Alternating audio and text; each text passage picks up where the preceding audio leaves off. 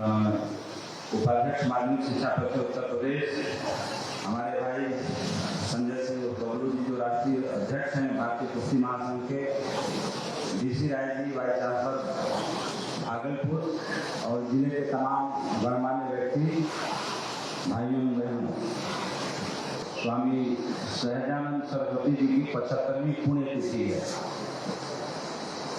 और कोई भी महापुरुष की पुण्यतिथि या जन्मतिथि हम मनाते हैं तो उसके पीछे मेरा व्यक्तिगत मानना है कि हम इसलिए मनाते हैं कि हम उनकी आज के समय में क्या प्रासंगिकता है। 75 वर्ष पहले वो शरीर छोड़ गए, लेकिन उनकी प्रासंगिकता आज क्या है, कितनी है और उस प्रासंगिकता के हिसाब से हम कितना चलना चाहते हैं। हम अपने अंदर स्वामी सहजानंद सरस्वती को क्या 1% भी जिंदा रखना चाहते हैं। मैं तो चाहता हूं कि सबके अंदर कुछ न कुछ स्वामी सहजानंद सरस्वती जिंदा रहें और स्वामी सहजानंद सरस्वती के जिंदा रहने का मतलब है कि जिसके अंदर स्वामी सहजानंद सरस्वती जिंदा होंगे, कम से कम वो अन्याय बर्दाश्त नहीं करेगा। स्वामी सहजानंद सरस्वती का कुल जीवन है अन्याय के खिलाफ लड़ाई। वो इकलौते ऐसे ऋषि हुए, जननेता हुए, क्रांतिकारी हुए, लेखक हुए, चिंतक हुए, विद्वान हुए, बुद्धिजीवी हुए, जो कह लीजिए सारे गुण थे। हर पहलू पे अपने को परखा उन्होंने और हर जगह जब उनको असहज स्थिति लगी तो उसके खिलाफ आवाज उठाई। तो स्वामी सहजानंद सरस्वती को याद करने का एक ही मतलब है कि स्वामी सहजानंद सरस्वती कहीं न कहीं अपने समय से पहले पैदा हुए, जैसे हर महापुरुष अपने समय से पहले पैदा होता है। स्वामी सहजानंद सरस्वती को जब ये लगा कि देश की आज़ादी बहुत जरूरी है तो उन्होंने महात्मा गांधी से भी नाता जोड़ा और सुभाष चंद्र बोस से भी नाता जोड़ा। लेकिन जब उनको ये लगा कि हमारे गरीब किसान भाई अपने बड़े जमींदारों के द्वारा गहरे रूप से शोषित किए जा रहे हैं, तो आजादी की लड़ाई के अंदर एक नई लड़ाई उन्होंने खड़ी की, जिसके लिए स्वामी सहजानंद सरस्वती जी को किसानों का मसीहा कहा जाता है। और किसानों के लिए जो काम स्वामी सहजानंद सरस्वती कर गए, शायद उतना बड़ा काम महात्मा गांधी भी नहीं कर पाए। और पूरे देश का पैदल भ्रमण एक दो लोगों ने ही किया है, जिस व्यापक पैमाने पे स्वामी सहजानंद सरस्वती जी ने किया। एक मैं राहुल कांकोत्यायन का नाम ले सकता हूं, जिन्होंने पूरे देश को पैदल नापा। और दूसरा कह सकते हैं कि महात्मा गांधी ने भी देश के अधिकतम हिस्से को पद यात्रा के जरिए तय किया। बाकी और एक दो लोगों का नाम होगा, लेकिन वो नाम शायद इतना प्रासंगिक इसलिए नहीं है कि समाज की लंबाई और गहराई को बदलने की दिशा में जो काम स्वामी सहजानंद सरस्वती, गांधी या राहुल कांकोत्यायन ने किया, वो बाकी किसी और ने नहीं किया। आज जाति गणना की बात राय साहब कर रहे थे। मैं मानता हूं कि शायद जाति का जहर हमारे हिंदुस्तान के लिए बहुत फायदा नहीं पहुंचा गया, क्योंकि भारत में करीब 38 लाख जातियां हैं, 38 लाख। और देवी देवताओं के लिए तो हम पहले से ही बदनाम हैं, 35 लाख देवी देवता और 87 लाख या 86 लाख योनियां।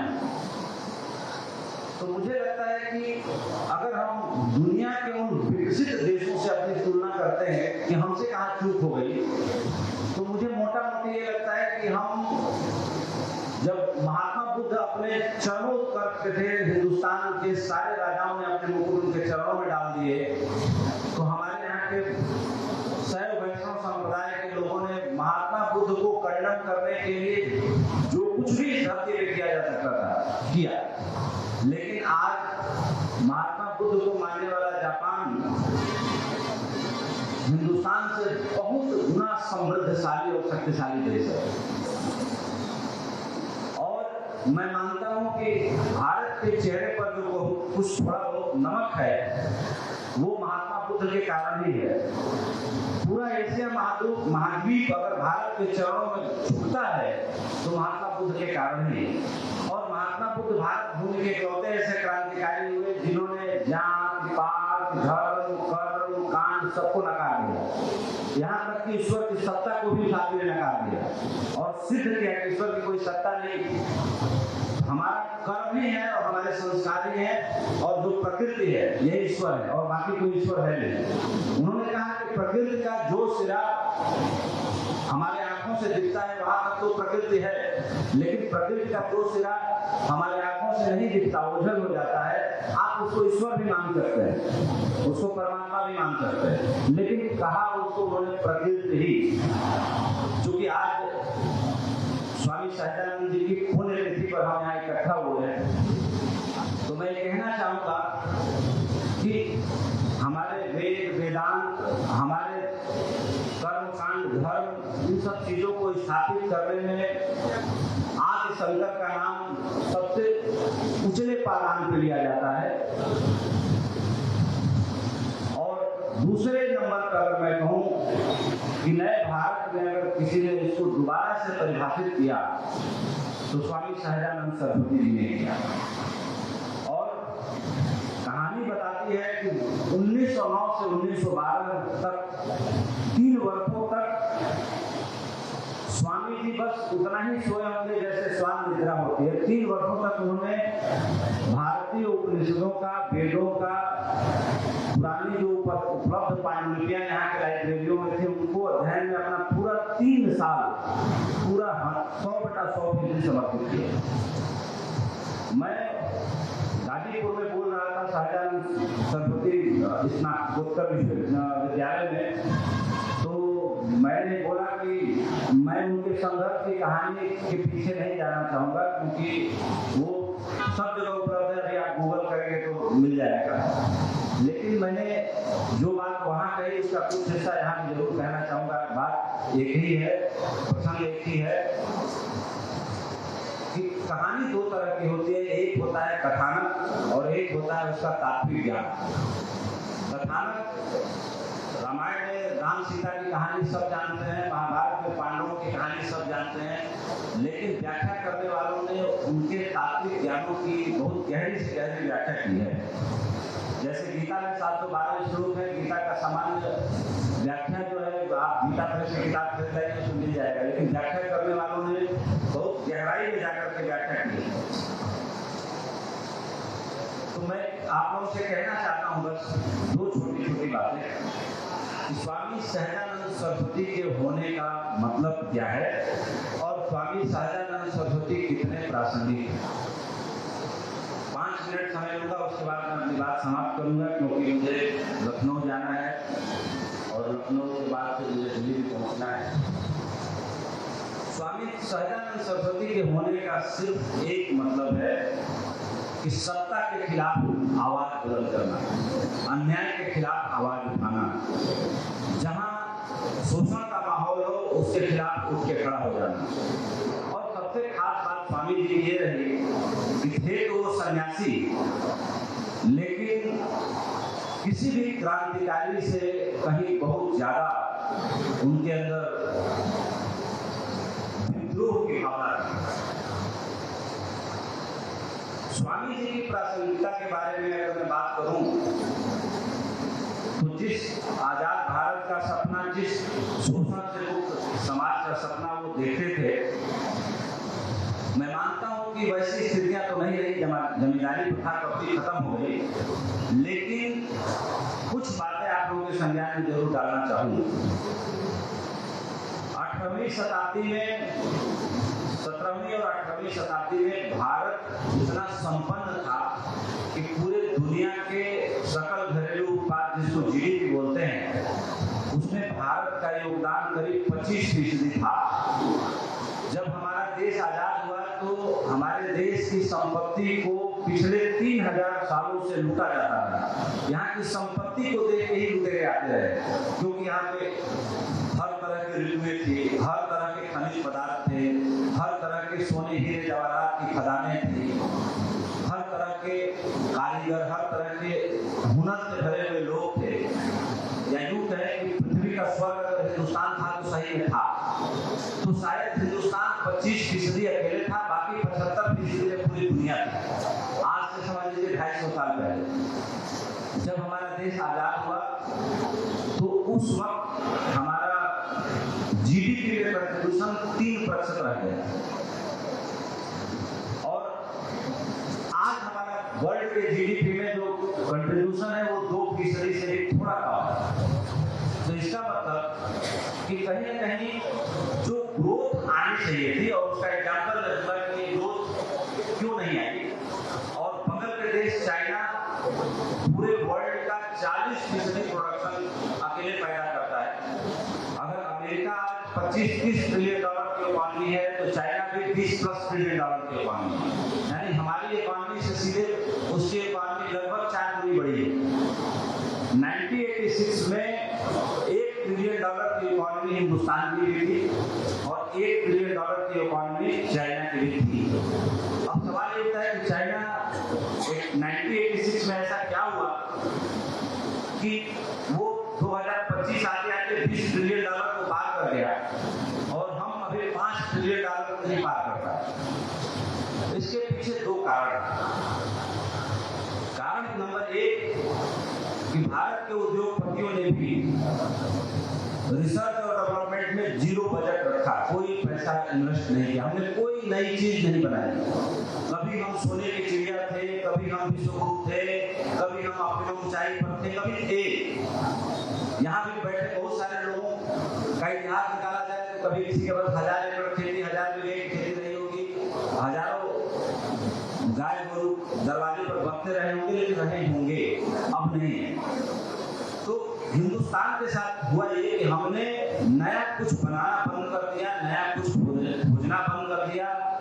3000 सालों की गुलामी हमारे रगों में इतनी गहरी बैठ गई कि हमने सिर्फ गुजारा करना शुरू कर दिया। यानी पेंशन एक शब्द है, जो सरकारी नौकरी वाले लोग, अब तो पेंशन भी मिलनी बंद हो गई सरकारी। पहले पेंशन मिलती थी, तो पेंशन का शाब्दिक अर्थ होता है, उर्दू से हिंदी किया जाए तो उसका मतलब होता है गुजारा। यानी आप रिटायर होते हैं तो आपको उतना पैसा मिलता है जिससे आपका गुजारा चल रहा है, यानी आप जिंदा रह सकते। तो हमने सिर्फ जिंदा रहना चुन लिया, तो हम जिंदा हैं, लेकिन हमने वो नहीं चुना जो अमेरिका ने चुना, हमने वो नहीं चुना जो यूरोप ने चुना, हमने वो नहीं चुना। आप इतना सोच लीजिए कि अमेरिका की सिर्फ एक कंपनी का नाम बता रहा हूं, ब्लैक रॉक्स और ब्लैक स्टोन, ये 2 कंपनियां 10-10 ट्रिलियन डॉलर का वेल्थ मैनेज करती हैं। यानी हमारे देश के सारे उद्योगपतियों का धन जोड़ दिया जाए तो भी एक ब्लैक रॉक नहीं बनता। तो अगर तुलना वहां से किया जाए, तुलना श्रेष्ठतम से होनी चाहिए। अगर तुलना श्रेष्ठतम से नहीं है तो आप समझ लीजिए कि आप अपने को 2ym दर्जे का घोषित कर रहे हैं।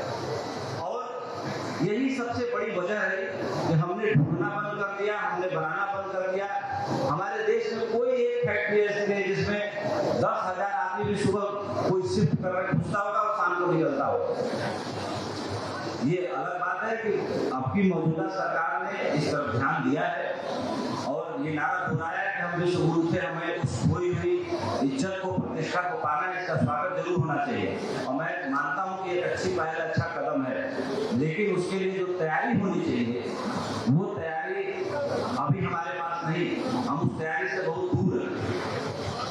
हमारे बगल के देश चाइना ने जितनी तरक्की की है 2004 से लेकर अभी तक 21 सालों में, एक रिपोर्ट बना देता हूं, उसके बाद अपनी बात खत्म करूंगा, कि स्वामी जी सशक्त भारत चाहते थे। कुछ ऋषि मुनियों ने अगर हमें धन और दौलत से नहीं नवाजा तो हमें अस्त्र शस्त्रों से नवाजा। राम को अगर अस्त्र शस्त्रों की जरूरत हुई तो दशरथ को वादा किया विश्वामित्र ने कि राजन चिंता मत करो, तुम्हारे पुत्रों को मैं वो अस्त्र शस्त्र दूंगा जो तुम्हारी सीमा को ही नहीं बल्कि पूरे आर्यवर्त को सुरक्षित रखेगा। तो वो उस समय की बात थी। तो राजा दशरथ ने पूछा कि मुनिवर, जब आपके पास इतने अस्त्र शस्त्र हैं तो सुकुमार बच्चों को लोग क्यों जा रहे हो? इनमें मेरी आत्मा बस्ती है, अगर हो गया तो मैं तो जीते जी मर जाऊंगा। तो विश्वामित्र हंसे और बोले कि राजन, लड़ने की भी उम्र होती है, ज्ञान तो मेरे पास है, लेकिन उम्र हो जाने के कारण मेरे अंदर लड़ने की जिज्ञासा समाप्त हो चुकी है, इसलिए तुम्हारे बच्चों को ले जा रहा और अपने बच्चों को साधारण मत मानना। तो जाहिर सी बात है कि साधारण थे नहीं। तो मैं वही बात कहना चाह रहा हूं कि हमारे देश में अगर विश्व गुरु बनने की बात हम कर रहे हैं तो हमारे यहाँ धन पैदा करने के पीछे या इस देश को धनवान बनाने के पीछे बहुत सारे फैक्टर थे जो हमें बना सकते थे, लेकिन सिर्फ एक विचार ने इस देश का जितना नुकसान किया उतना मानता हूं कि न्यूक्लियर बम गिरा होता तो नुकसान नहीं होता। और वो विचार है कि रुपया पैसा सब मोह माया है, चाहिए सबको, लेकिन हमारे मन के अंदर, क्योंकि उसके बिना जीवन का एक कदम भी निश्चित नहीं होता, आप चल नहीं पाते। लेकिन बहुत गहरे में हमें बचपन से सिखा दिया है कि रुपया पैसा धन ऐश्वर्य सब अय्यासी है, सब मोह माया है। इस धारणा में इस देश को निर्धन से धनवान बनाने की दिशा में जैसे हजारों स्पीड ब्रेकर लगा दिया जाए किसी के सड़क पे रास्ते पे, उस तरह से इस धारणा ने स्पीड ब्रेकर का काम किया। इसलिए हमारे देश की गणना दुनिया के गरीबतम देशों में होती है। अगर गरीबी का इंडेक्स बनता है तो हमारा नंबर 150 के बाद आता है, इतने देश हमसे अमीर है। तो कहने का मतलब ये है कि जिस शोषण और जिस चीजों की लड़ाई स्वामी जी ने लड़ी, अभी हम उससे कुछ बहुत ज्यादा आगे नहीं बढ़ पाए। इसलिए मैं कहता हूं कि ज्यादा नहीं, स्वामी सहजानंद सरस्वती कम से कम ब्रह्मवर्ती समाज में सबके अंदर तो थोड़ा जिंदा रहने चाहिए, इवन देश के हर नागरिक में जिंदा रहने चाहिए, क्योंकि वैसा पुरोधा, वैसा वैज्ञानिक, वैसा चिंतक, वैसा विचारक, वैसा लेखक, वैसा निर्भीक ऋषि दूसरा नए भारत में देखने को नहीं मिलता। स्वामी विवेकानंद और स्वामी सहजानंद सरस्वती, इन दो के बारे में जब भी मैं पढ़ता हूँ मेरा माथा बहुत आदर से झुकता है। मैं ज्यादा वक्त नहीं लूंगा, इसी के साथ अपनी बात समाप्त करूंगा। आप सबने मुझे यहाँ बोलने का मौका दिया, इसके लिए आप सभी का आभार। वीरेंद्र भैया का आभार, वीरेंद्र भैया के विकास बाबू और हम दोनों साथ पढ़े हुए इंटर कॉलेज मोहम्मदा में हम लोग सहपाठी थे, तो इसलिए हम बहुत ही प्रेम करते हैं। और ये मेरा सौभाग्य है कि कम से कम जो रिश्ते इतने पुराने कमाए हुए हैं वो रिश्ते आज भी उसी भाव से चल रहे हैं। ये बड़े गर्व की बात है और मुझे बड़ा विनम्र बनाती है। इन्हीं के साथ मैं अपनी बात समाप्त करता हूँ। अगर कोई त्रुटि हो तो जरूर क्षमा करिएगा। जय हिंद, जय भारत। स्वामी सहजानंद सरस्वती की जय। ये हमारे बेटे के साथ पढ़े हुए हैं और बेटे से तनिक कम प्रिय हैं, एक ही साथ पढ़े हुए थे। ये और विशेष एक चीज के लिए बेहद क्षमा चाहूंगा कि इस गाजीपुर जिले के गौरव, देश के गौरव और माननीय मंगला राय जी, जिन्होंने हम सबका सिर गर्व से ऊपर किया अपने पौरुष से, पराक्रम से, आज उनकी भी पुण्यतिथि है। मुझे मतलब स्वामी जी के आभा में और में इतना डूब गया कि उनके बारे में नहीं बोल पाया। मैं क्षमा मांगते हुए अपनी श्रद्धांजलि और अपना कॉन्डोलेंसेस माननीय श्री मंगला राय जी के लिए समर्पित करता हूँ। और उनकी कहानियां हम लोग सुन के बड़े हुए हैं। मेरा सत नमस्कार। जिस तरह से आपने अपने माटी की होते हुए बिल्कुल घमंड को नीचे छोड़ते हुए और जिस तरह से हम अपने बीच अपनी बातों को कहा है, मैं आपको हृदय से आभार करना चाहता हूँ। और अगली कड़ी इंजीनियर अरविंद भैया का मैं चाहूँगा कि वो मंच पे आए और एक निवेदन के साथ, चूंकि वक्त कम है और वक्ता बहुत है, तो दो ऐसे शब्द बोले जो हमारे समाज को भावुक करे और एक इंजीनियर बनाने में सफल हो सके। तो कम शब्दों में कोई भी एक बच्चा को अगर इंजीनियर बनने में सफल होता है तो मैं समझूंगा कि अरविंद भैया का यह दो शब्द मेरे समाज के लिए